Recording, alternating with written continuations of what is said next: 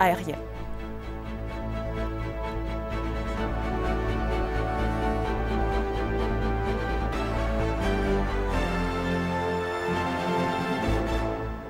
Bienvenue chers téléspectateurs, c'est Maïda Galamo avec le journal du vendredi 24 février.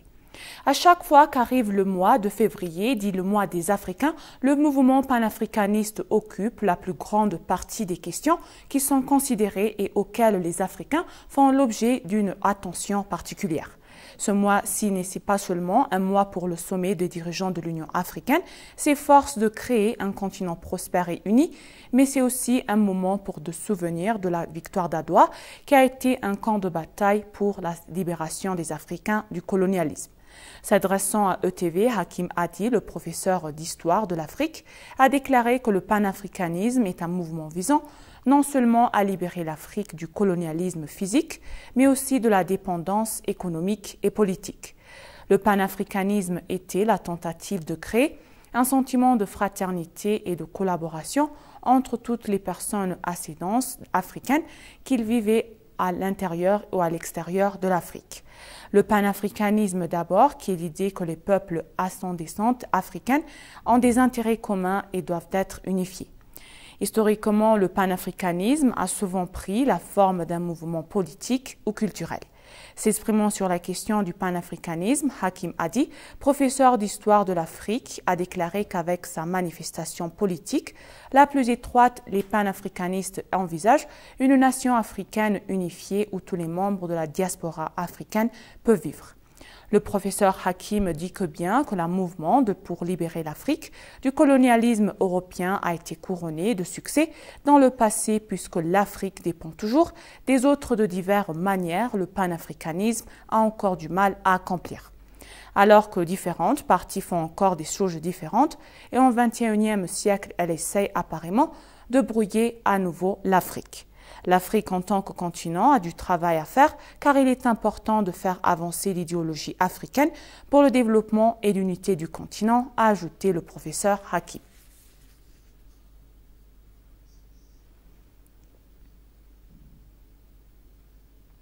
Le groupe de travail sur les affaires africaines a déclaré à l'ONU doit tenir compte du fait que l'Afrique doit avoir un siège permanent au Conseil de sécurité des Nations Unies. Un coordinateur du groupe de travail interministériel a déclaré à ETV que l'Union africaine a commencé des travaux louables en termes de garantie de la paix et de la sécurité sur le continent. Un siège permanent au Conseil de sécurité des Nations Unies est plus important du point de vue de la souveraineté et pour faire entendre la voix de l'Afrique au sein du Conseil. La demande des pays africains s'inscrire dans le cadre d'un besoin de réforme de toute la structure onusienne qui fait attendre depuis longtemps. Divers dirigeants africains ont fait pression pour un siège permanent. En ligne avec la 36e sommet de l'Union africaine, ETV a approché le coordinateur du groupe de travail africain à l'ONU. Tala Kebe, le coordinateur du groupe de travail, a déclaré que l'ONU doit prendre en considération l'Afrique pour avoir un siège permanent au Conseil de sécurité. Tala a souligné que l'Union africaine a commencé des travaux louables en termes de garantie de la paix et de la sécurité. Cependant, des sanctions injustes par les soi-disant superpuissances, sous prétexte d'assurer la stabilité continue, de menacer les pays en développement d'Afrique, a noté le coordinateur.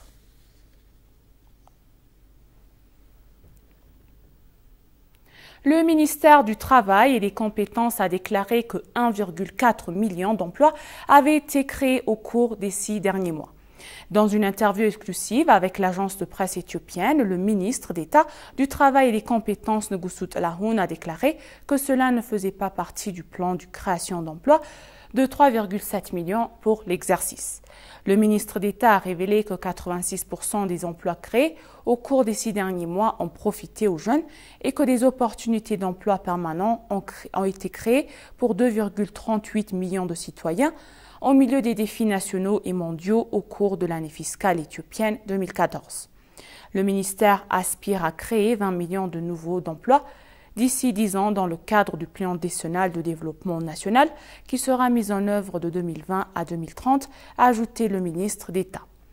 Le ministère a déployé divers efforts pour encourager, reconnaître, récompenser et créer un écosystème commercial propice aux nouveaux entrepreneurs, notamment en offrant des prêts en collaboration avec les parties prenantes.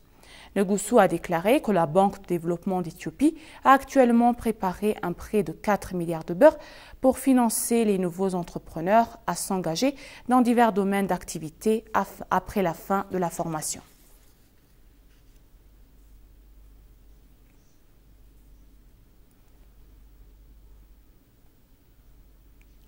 L'ambassadeur d'Israël en Éthiopie, Aleleng Admasu, a déclaré qu'Israël continuerait à fournir des services médicaux gratuits aux enfants souffrant de problèmes cardiaques dans le cadre du programme qui soutient les enfants du monde entier.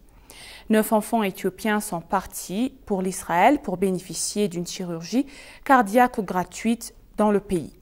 L'ambassadeur a fait cette remarque lors de la cérémonie d'adieu organisée pour envoyer les enfants éthiopiens qui faire soigner en Israël, et les enfants font partie de ceux qui attendent d'être opérés dans un centre pour patients cardiaques en Éthiopie.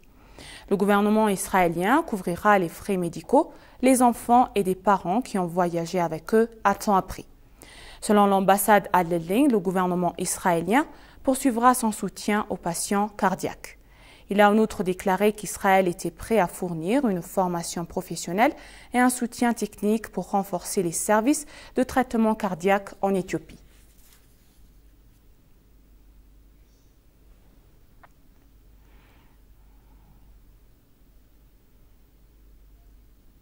La Chambre de commerce et l'Association sectorielle d'Addis Abeba ont lancé la 25e foire commerciale internationale annuelle de la Chambre d'Addis au parc d'exposition d'Addis Abeba en présence du président de la Chambre de commerce et de l'Association sectorielle d'Addis Abeba, Mesembet Shankute, et le ministre d'État au commerce et l'intégration régionale Ndalo Mokonnen et de hauts fonctionnaires. La Chambre a attiré plus de 70 entreprises locales et internationales, y compris celles du Yémen et du Soudan. La 25e foire commerciale internationale de la Chambre de commerce et l'Association sectorielle d'Addis Abeba sur le thème « Améliorer l'exportation pour le développement durable » a officiellement ouvert ses portes. De nombreuses entreprises locales et étrangères exposent leurs produits à la foire afin de créer des réseaux et des connexions pour de futures affaires. S'exprimant lors de l'événement, Mesembet Shankute, le président de la Chambre de commerce et de l'Association sectorielle d'Addis Abeba, a déclaré que le gouvernement entreprenait des efforts pour faire progresser une économie de marché basée sur la demande des entreprises mondiales. De son côté, le ministre d'État chargé du commerce et de l'intégration régionale, Ndalo Mokonnen, a également souligné que le gouvernement s'efforçait de promouvoir le commerce d'exportation. Certains participants du secteur manufacturier ont fait remarquer que le salon les avait aidés à échanger des connaissances et présenter leurs produits et à développer davantage leurs entreprises.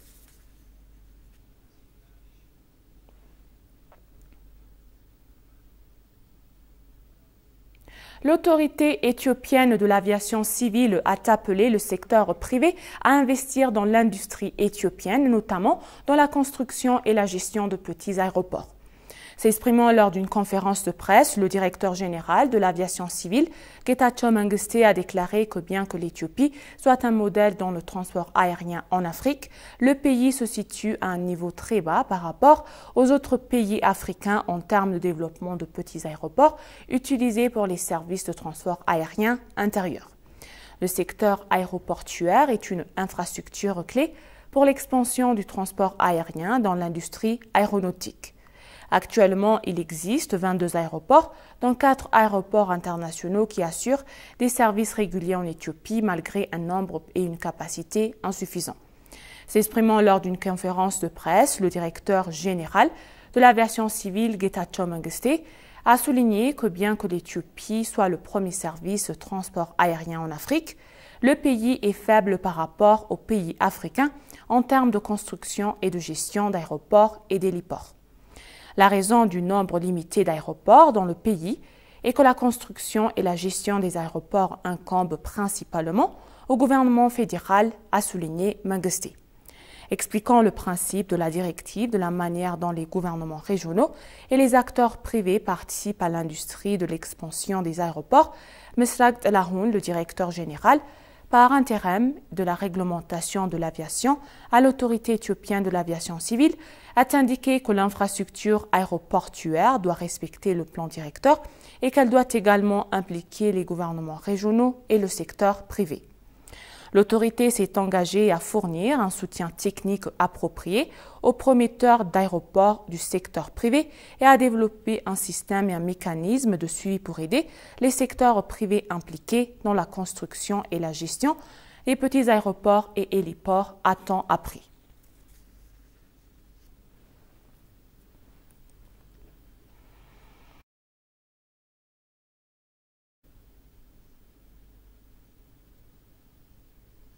Et pour conclure le journal, les tendances à la sécheresse de la Corne de l'Afrique sont désormais pires qu'elles ne l'étaient lors de la famine de 2011, au cours de laquelle des centaines de milliers de personnes sont mortes. Le Centre de prévision et l'implication climatique de l'IGAD a déclaré mercredi que des précipitations inférieures à la normale sont attendues pendant la saison de pluie au cours des 3 prochains mois. Selon le Centre des régions d'Éthiopie, du Kenya et de la Somalie et de l'Ouganda, qui ont été les plus touchés par la récente sécheresse, il pourrait s'agir de la 6e saison des pluies consécutives ratées. Des conditions plus sèches que la normale ont également augmenté dans certaines parties du Burundi, de l'est de la Tanzanie, du Rwanda et de l'ouest du Soudan du Sud, a ajouté le centre. Alors que les seuils de famine ont été atteints, le secrétaire général de l'ONU, António Guterres, a déclaré le mercredi que 8,3 millions de personnes, plus de la moitié de la population somalienne, auront besoin d'aide humanitaire cette année. Werqena Gabayaou, le chef de l'IGAD, a exhorté les 2 gouvernements et les partenaires à agir avant qu'il ne soit plus tard. La sécheresse, la plus grande jamais enregistrée en Somalie, a duré près de 3 ans et des dizaines de milliers de personnes sont mortes. Le mois dernier, le coordinateur résident des Nations Unies pour la Somalie a averti que le nombre exécutif de décès dans le pays dépassera presque certainement celui de la famine déclarée dans le pays en 2011, lorsque 260 000 personnes sont mortes.